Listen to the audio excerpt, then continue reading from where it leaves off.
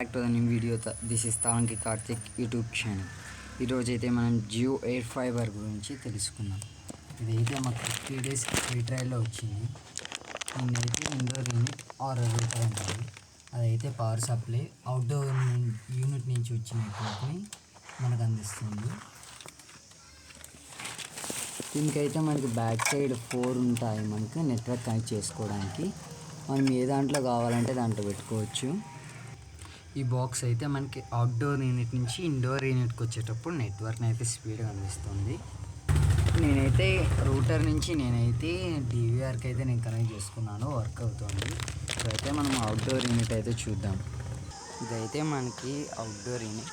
మనకి సిగ్నల్ వస్తుందా లేదా అని తెలియడానికి ఇక్కడైతే ఉంటాయి 5G సింబల్ ఒకటి, అది వర్క్ అవుతుందా లేదా అని.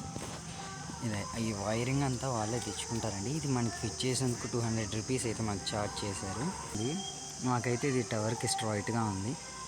మనకైతే 3 బాక్సెస్ వస్తాయి.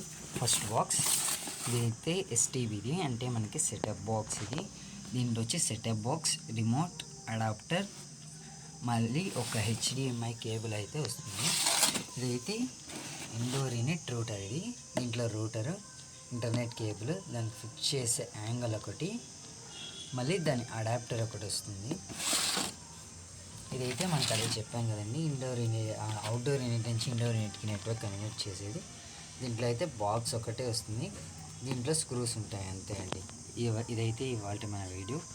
మీరు కనుక జియో ఎయిర్ ఫైబర్ బుక్ చేసుకోవాలి అని అనుకుంటే మై జియో యాప్లో 50 days ఫ్రీ ట్రయల్ ఉంటుంది, అక్కడ బుక్ చేసుకోవచ్చండి.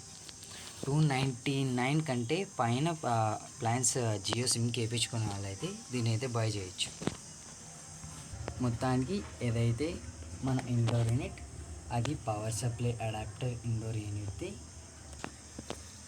ఇదైతే దానికి ఇంటర్నెట్ కనెక్ట్ చేసి బాక్స్.